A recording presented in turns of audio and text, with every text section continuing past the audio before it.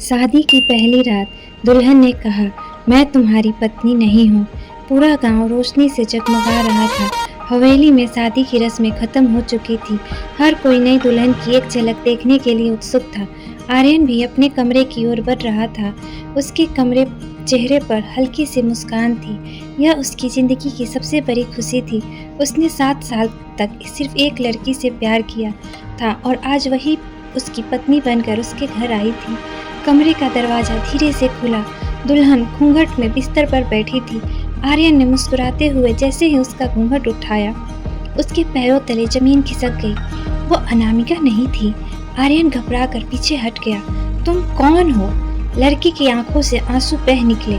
उसने कांपती आवाज में कहा, मेरा नाम काव्या है और मैं तुम्हारी पत्नी नहीं हूँ। आर्यन का दिल जोर जोर से धड़कने लगा। अगर तुम मेरी पत्नी नहीं हो तो अनामिका कहाँ है? काव्या ने सिर झुका लिया। अगर मैं सच बता दूं तो शायद सुबह होने से पहले इस हवेली में किसी की मौत हो जाएगी। आर्यन के हाथ सुन पड़ गए। उसी समय बाहर से किसी के तेज कदमों की आवाज आई। काव्या ने घबराकर उसका हाथ पकड़ लिया। कृपया अभी दरवाजा मत खोलना। जिस आदमी ने मुझे यहाँ भेजा है वो बाहर खड़ा है। उसे जरा भी शक हुआ कि मैंने तुम्हें सच बता दिया है तो हम दोनों जिंदा नहीं बचेंगे। आर्यन समझ नहीं पा रहा था कि कुछ ही मिनटों में उसकी जिंदगी कैसे बदल गई। जिस लड़की से उसने 7 साल तक प्यार किया वो अचानक गायब हो गई और उसकी जगह बैठी एक अजनबी लड़की उससे अपनी जान बचाने की भीख मांग रही थी। तभी अलमारी के अंदर से किसी के खांसने की आवाज आई। दोनों की नजरें एक साथ अलमारी की तरफ उठी। कमरे में सन्नाटा छा गया। आर्यन ने कांपते हाथों से अलमारी का हैंडल पकड़ा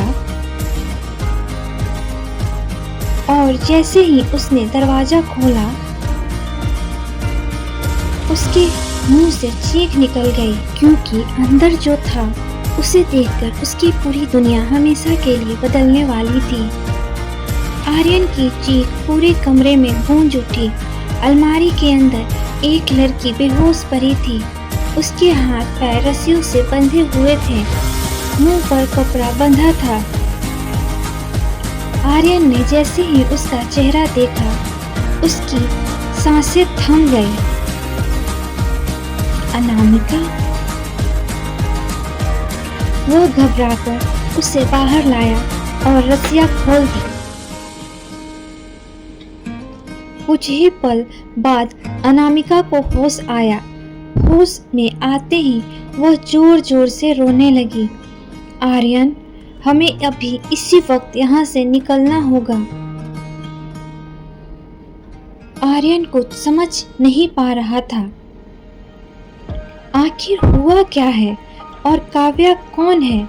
अनामिका ने कांपते हुए काव्या की तरफ देखा। काव्या ने सिर झुका लिया। इसकी कोई गलती नहीं है। इसे भी मेरी तरह मजबूर किया गया है।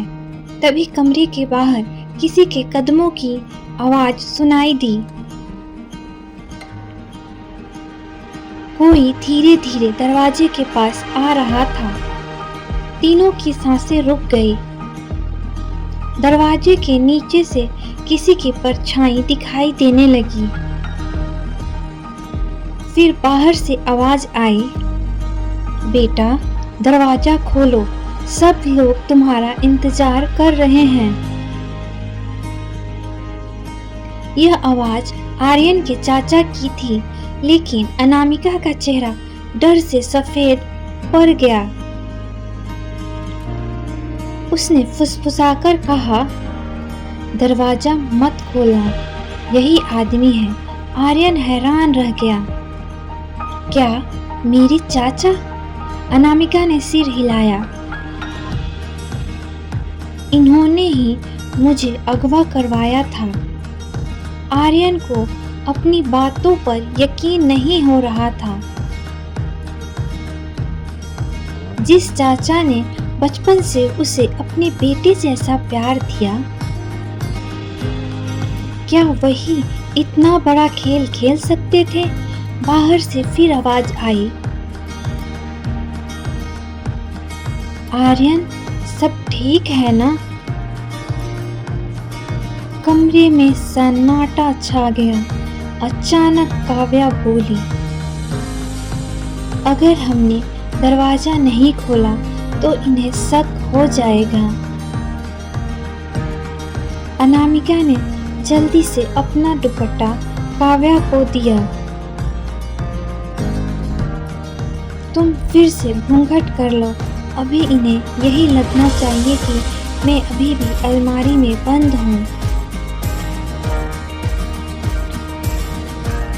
योजना सुनकर आर्यन ने गहरी सांस ली।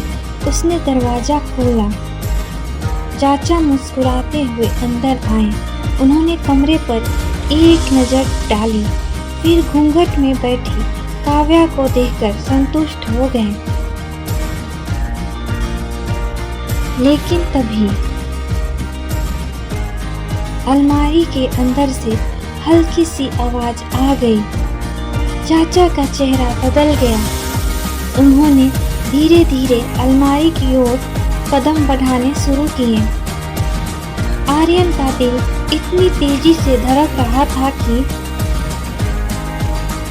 उसे लगा उसकी धड़कन की आवाज पूरे कमरे में सुनाई दे रही है। जैसे ही चाचा ने अलमारी का हैंडल पकड़ा, पूरे घर की बिजली अचानक चली गई। चारों तरफ अंधेरा छा गया। उसी अंधेरे में किसी ने चाचा पर जोरदार वार किया। चाचा दर्द से चीख उठे।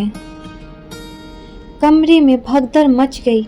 आर्यन ने अनामिका और काव्या का हाथ पकड़ा और तीनों पीछे वाले दरवाजे से हवेली से बाहर भाग निकले। लेकिन उन्हें नहीं पता था कि हवेली की छत पर खड़ा एक नकाबपोश आदमी दूरबीन से उन तीनों को देख रहा था। उसने मोबाइल निकाला और सिर्फ एक बात कही, शिकार हवेली से निकल चुका है, अब इन्हें जिंदा मत छोड़ना।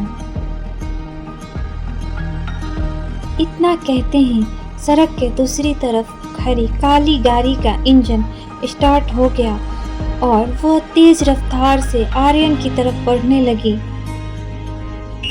To be continued. Thanks for watching.